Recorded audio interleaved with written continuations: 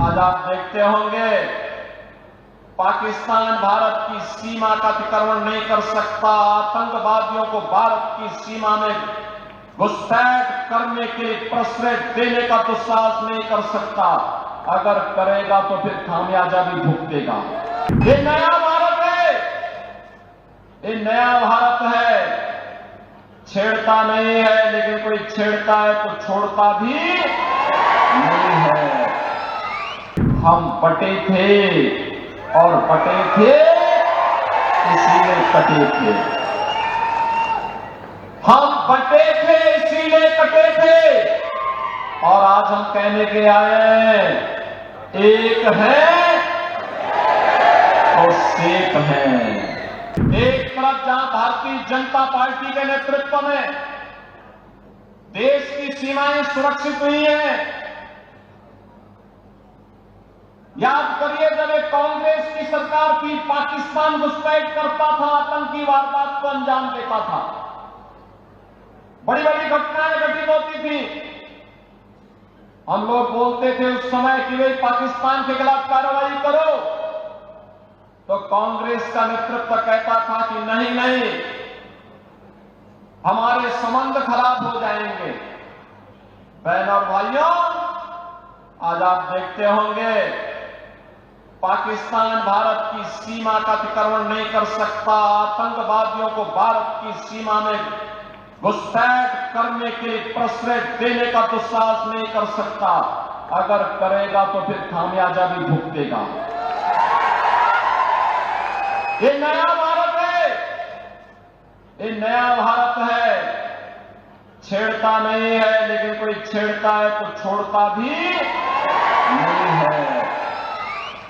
सीमाओं की सुरक्षा करना जानता है, अपनी जनता की सुरक्षा करना जानता है। ये नया भारत है। अपमान नहीं सहता,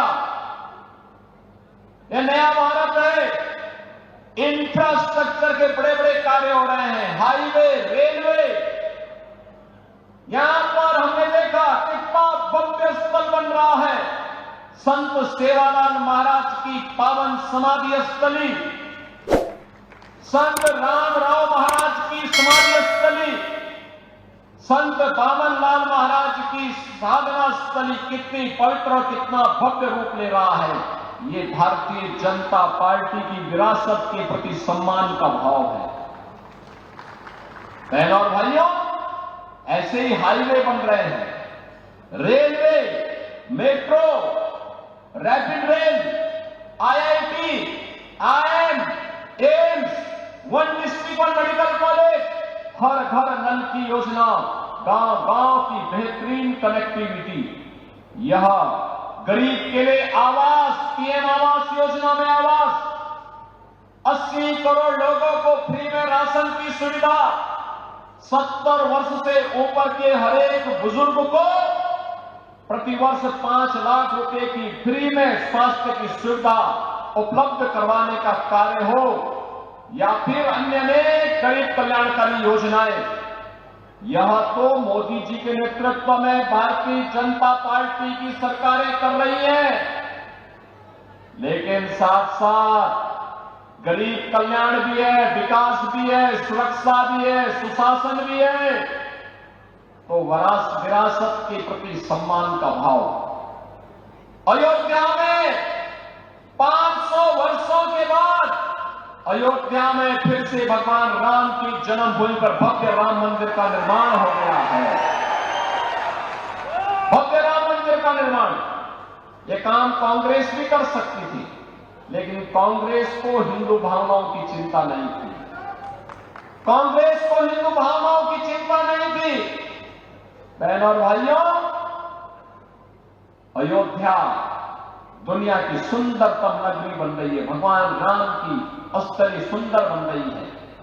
लेकिन प्रश्न है, अयोध्या में यह अपमान 500 वर्ष पहले क्यों झेलना पड़ा था? राम मंदिर के 500 वर्षों तक क्यों संघर्ष करना पड़ा था? छत्रपति शिवाजी महाराज ने जिस स्वराज की संकल्पना को आगे बढ़ाया था, इसके लिए संघर्ष क्यों करना पड़ा था? पेशवा बाजीराव संकल्पना के लिए संघर्ष क्यों करना पड़ा था? सामाजिक समता के लिए महात्मा फुले को क्यों आंदोलन करना पड़ा था? बहनों और भाइयों, एक विधान सब समान, इसका आह्वान करने वाले बाबा साहब डॉक्टर भीमराव अंबेडकर को क्यों संघर्ष करना पड़ा था? कारण था हम बटे थे और बटे थे इसीलिए कटे थे। हम बटे थे इसीलिए कटे थे। और आज हम कहने के आए एक है तो सेफ है, एक है सेफ है, यानी सुरक्षित है।